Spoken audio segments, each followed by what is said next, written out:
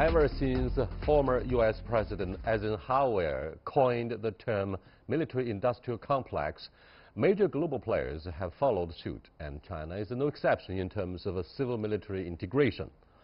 While the country awarded 2 defense experts with the top science award, will it once again raise doubts over China's military build-up and ambition?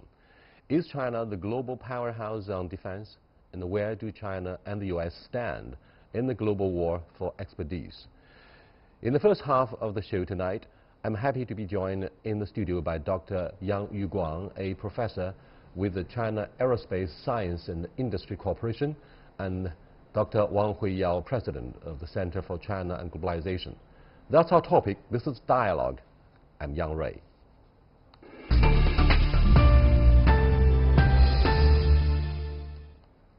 Dr. Yuguang, how do you comment on the achievements by radar expert Liu Yongtan and defense engineer Major General Qian Jihu? I believe the top prize given to them is not only a recognition of the nation, but also the recognition of the whole society. You know that the radar technology has been developed for so many years, since during the World War II, the first large-scale application of radar technology. But until today, there's still many problems. For instance, when you're monitoring the moving objects on the sea, the tide, the wave, and other disturbance may reduce the quality of the images gathered by the radar. So the signal processing technology is very critical for these kind of applications.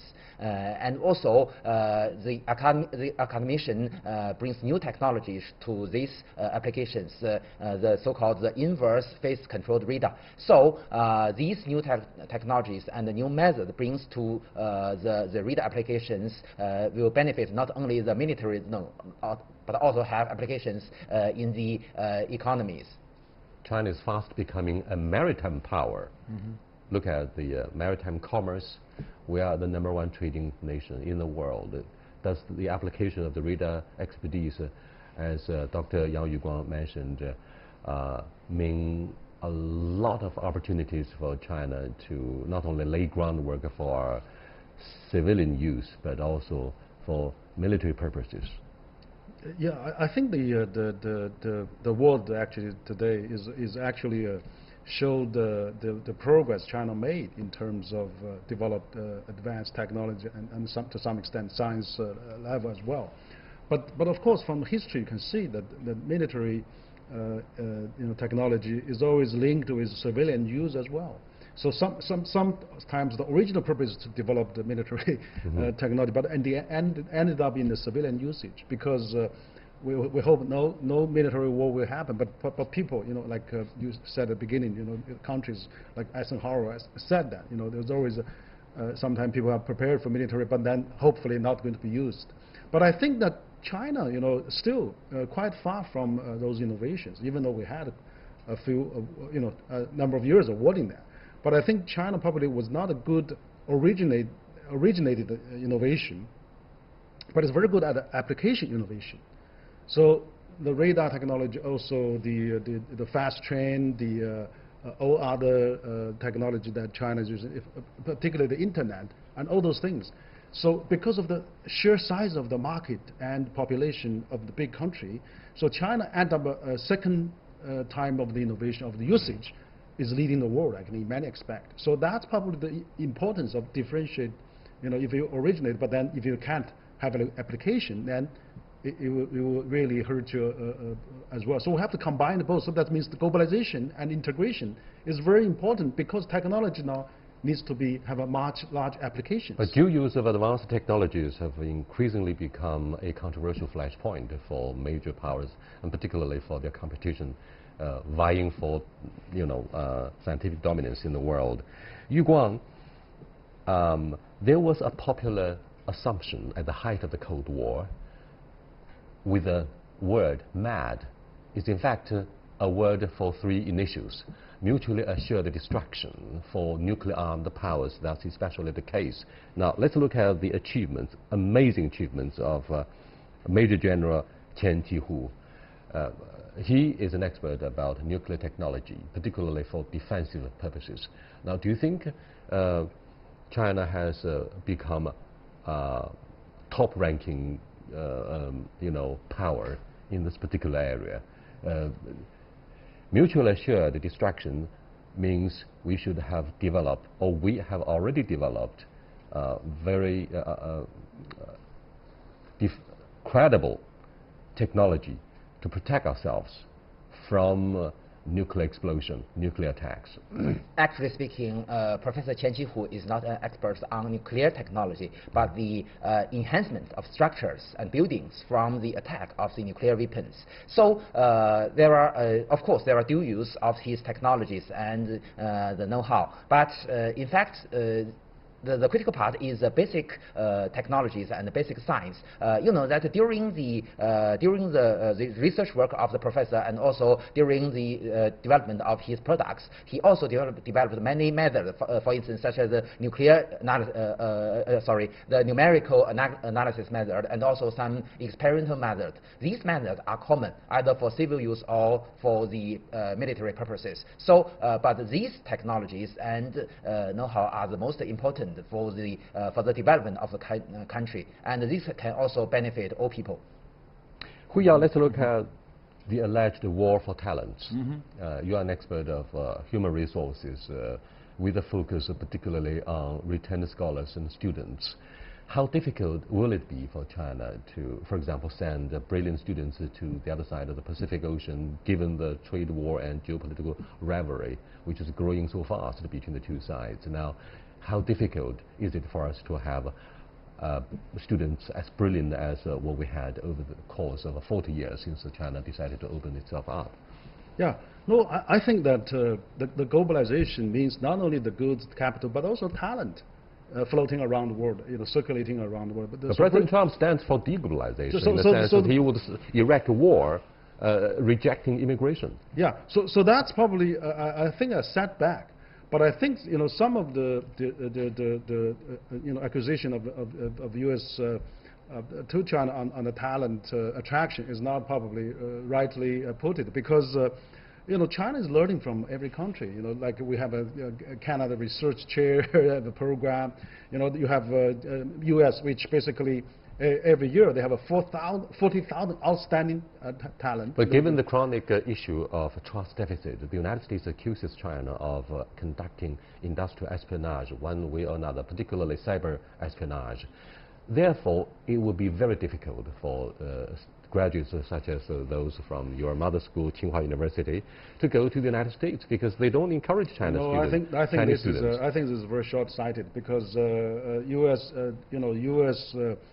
based, the core competence of U.S. has, the national strength, is because it's able to attract talents from over the world. And China is the largest source of talent pool for the U.S., supporting all the research, academic, and also R&D institutions. So if without a supply of Chinese talent, I mean, U.S. would probably greatly will slow down its innovation. So it's really benefit both countries, I think. It's not, we should it's a win-win, of course. Yeah, we should not look at this as a Cold War perspective. Well, I believe the rest of the world must be impressed by the remarkable achievements in the aerospace industry.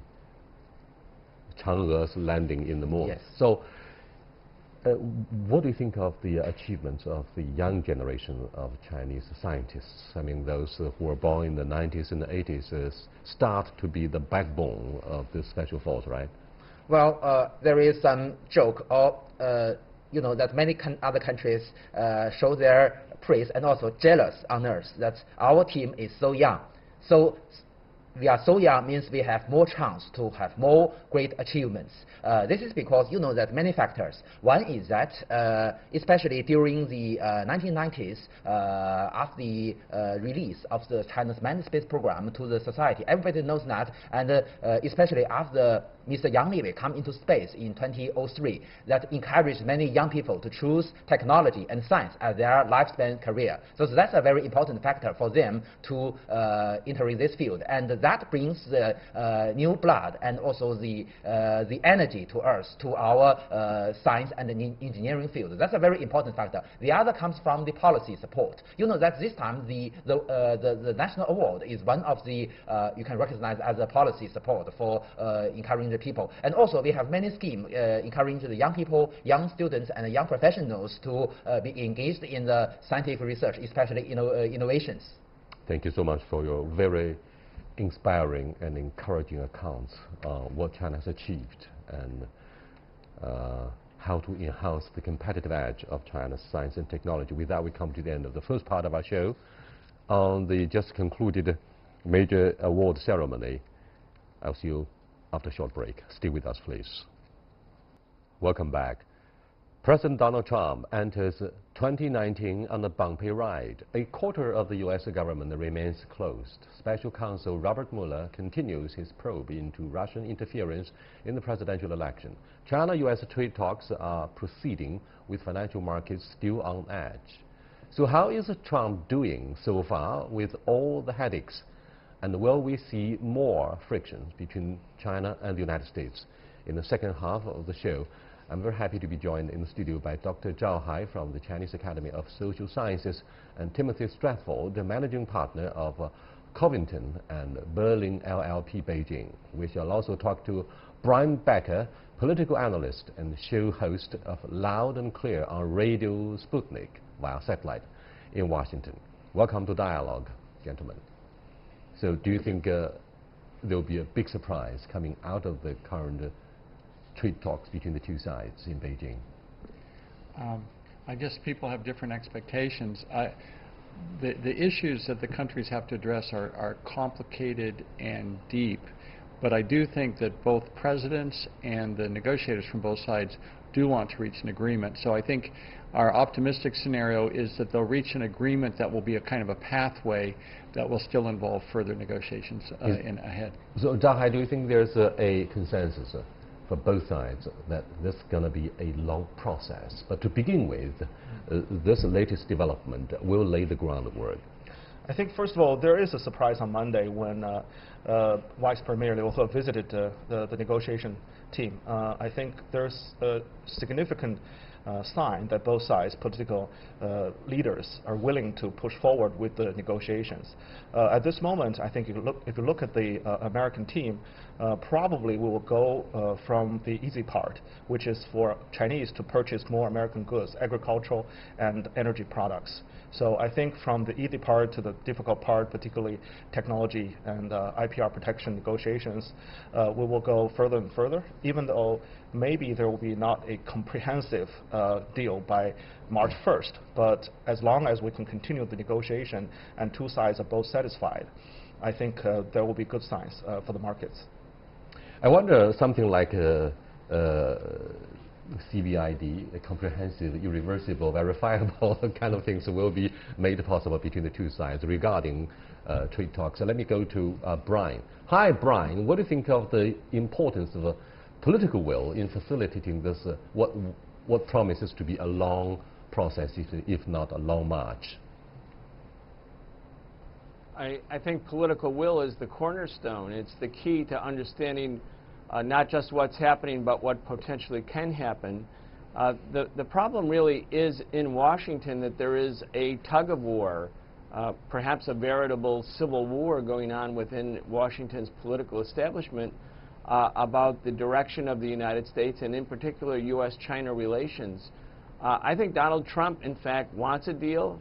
His hand is weaker now than it was a few months ago because of the volatility of the stock market and the danger of a looming recession. Donald Trump doesn't have a hand which is filled with aces, in other words. At the same time, you have Robert Lighthizer, Peter Navarro, John Bolton, important figures inside the Trump administration, and then, of course, James Mattis, who has now left the Trump administration. These people are hardline anti-China hawks, so while Trump himself and others in the administration, like the Secretary of the Treasury, may want a deal, and I think they do want a deal, there's others who are trying, in fact, to do just the opposite. So I think the cornerstone is politics, and the cornerstone is what is the bottom line for the Trump administration, and maybe the Trump administration doesn't fully yet know what its bottom line is because of this tug of war. People here in China in particular may not have a clear idea as to the bottom line, but they do know clearly that the United States has established a strategy, which means China has become a top strategic competitor for the United States, the biggest alleged threat to the U.S. national security. Given this adverse situation, Tim, do you think a solution to the trade war, quote unquote, will not necessarily be a solution or an end game in the relationship? I think you're right. When I was responsible for U.S.-China trade relations in the U.S. government from 2005 to 2010, I was never asked to consider national security in our trade negotiations from the U.S. side. It was focused on economic policies and what were the best economic policies. I think that China's size makes a difference, but on the one hand it means that the national security issues do have more relevance, but it also has more relevance for the economic issues. The U.S. is not just going after these trade issues because now we feel threatened by China. It used to be that China could do things somewhat differently and it didn't matter that much. I remember when I worked in the embassy here in the year 1990, we sent a cable back to Washington that said, this year the trade deficit with China will be $8 billion.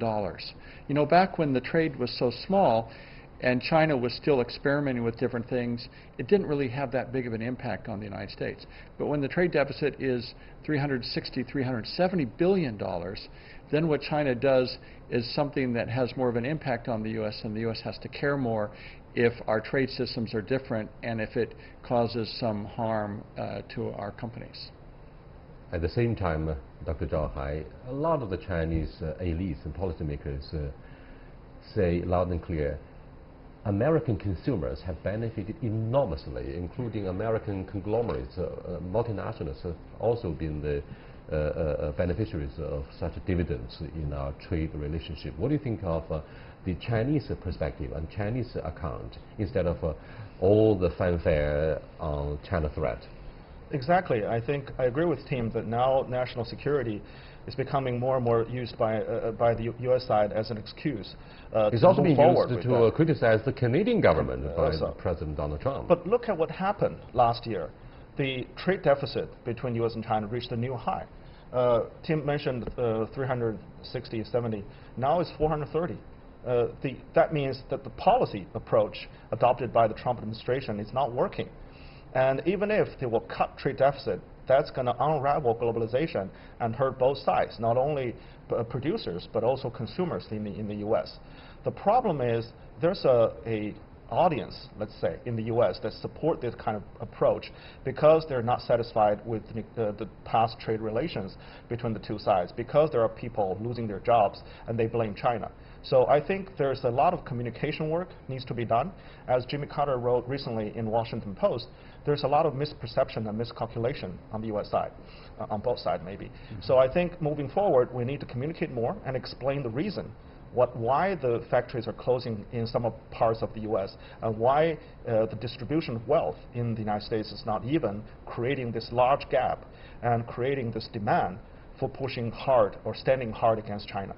So, I mean, overall, both sides need a lot of reflection on what happened in the past and need to move forward and lay down the groundwork for the next stage of U.S.-China trade relationship. This process of reviewing the bilateral relationship actually started from 1953 when the Korean War came to an end. Many Chinese experts said it's an issue of mismanagement, misunderstanding, miscommunication. In the case of the Korean War, will we repeat the same clumsy mistake? Let's wait to see. Now, let me go back to domestic politics that may have produced a negative impact on the, or cast a shadow on the prospects of the U.S.-China relationship, I mean the trade relationship. Brian, the U.S. House Speaker Nancy Pelosi says Democrats would pass new legislation to try to reopen parts of the government next week. I mean, the partial shutdown of the federal government has captured headlines these days. What would be the solution? How do you forecast the results? You know, when you look at this government shutdown, in 4 days it'll be the longest government shutdown in U.S. history, and government shutdowns are a more and more frequent device by politicians, used by politicians for a political purpose. It's really a bogus struggle. I mean, Donald Trump is demanding $5 billion to build a wall. You know, a year and a half ago, the Democrats offered $20 billion for a national security wall, whether it's a wall or a fence, in exchange for providing relief for the dreamers, the deferred action for childhood arrivals, young kids who came to the United States with their families without proper legal papers and who still have not been able to resolve that. This is a resolvable issue. America is not being invaded by a horde, an invading army of immigrants from Latin America, and the Democrats are perfectly willing to provide funding for a security. I think Donald Trump has a problem right now. He's beset by domestic political problems. He's being sniped at by the mainstream media, with the exception of Fox News. He's really trying to appeal to his political base, and thus today he's trying to go on national TV to appeal to his base that we must have this wall to justify a showdown. Both sides are stuck in their position, but Trump is in a corner right now because he took responsibility for the shutdown. 800,000 federal workers in the United States are not being paid right now. Many of them will not be paid back.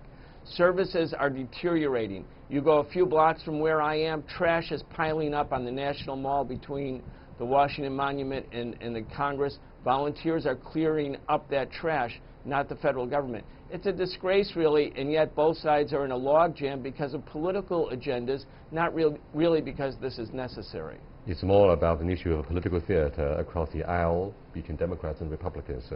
But it seems Nancy Pelosi has somehow softened the tone on the issue of impeachment. Do you agree that there will be a truce, there will be a ceasefire between the two parties in the Congress on the issue of impeachment?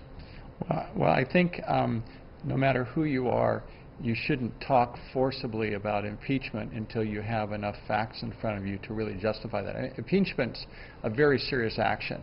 And I think if you start speaking about it before you even have the results of the Mueller investigation, then people will say, well, why do you want to have impeachment when you haven't even seen the facts yet? So I think it's wise for people from both parties to just be patient and not seem to get ahead of seeing where the facts take the people. And Dr. Zhao, Nancy Pelosi also said that no decision has yet been made until Special Counsel Robert Mueller delivers his report on the Russian election interference allegation. The war, rejecting immigration, Stormy Daniels, and Special Counsel Robert Mueller, which one would be most scary and threatening for President Trump? Well, Mueller's investigation will be the top one, threatening Trump presidency. But the thing is, Democrats also stuck in a very weird place. Like you said, Nancy Pelosi has to balance the left wing and the right wing of her own party, because some people in her party, the left wing, trying to push forward with the impeachment, even in the last term. So this term, they renew that kind of request and still trying to push forward with that. Pelosi, in order to keep the party united, she has to make the stand, which is to see the final result of the Mueller investigation and decide what to do with the result, whether or not to impeach Trump. And if she's not careful about this decision, Democrats will suffer in 2020, the next election, and Trump may take that opportunity to boost his support among his base. Despite the apparent embarrassment with the use of presidential tweets, it seems that President Donald Trump enjoys overwhelming popularity among Republicans, as he was the first day of his presidency. Why, Tim? Well, you know, I think there are several reasons. I think one reason is that some of the agenda items of the Republicans, President Trump has managed to achieve, and I think the appointment of conservative judges is one of the major things there. And so, on the other hand, you have people who have very much objected to President Trump's approach and some of the character issues. Senator Mitt Romney just wrote a scathing editorial about him also in the Washington Post. And so some other Republicans are criticizing Mitt Romney and saying, well, President Trump is getting the job done, so we shouldn't focus on these other problems. So I think the Republicans have a very mixed view about how to deal with President Trump. What's the chance for President Trump to win the next election?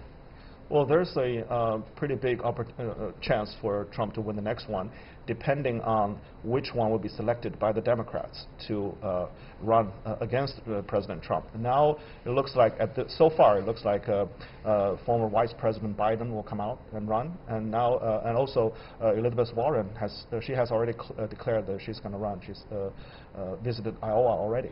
So I think after the Democrats unify and united and find out who will represent them, I think they will have a better chance to win the next election. But if the Democrats are divided, then Trump may have another chance. Very quickly, Tim, are you convinced that the U.S.-China relationship, the most consequential one in the world, will be at the mercy of domestic politics in the United States? I think it will be impacted by domestic politics, but I think that the relationship in and of itself has so much momentum and has such a strong impact on both countries that the relationship will also affect domestic politics. I'm optimistic over the midterm that our countries will be able to make the sort of adjustments they need to make as China is growing stronger and as the U.S. is dealing with some of its own challenges. But I think we're going to have to be a little bit far-sighted, and we're going to have to keep in mind the things that are most important. But it seems at the same time, bashing China has become the only politically correct sloganeering that may rally the two parties, Democrats and the Republicans in the Congress. That's a big concern for the Chinese. We have been demonized and discredited because of the domestic politics of the United States. I'll see you next time. Goodbye.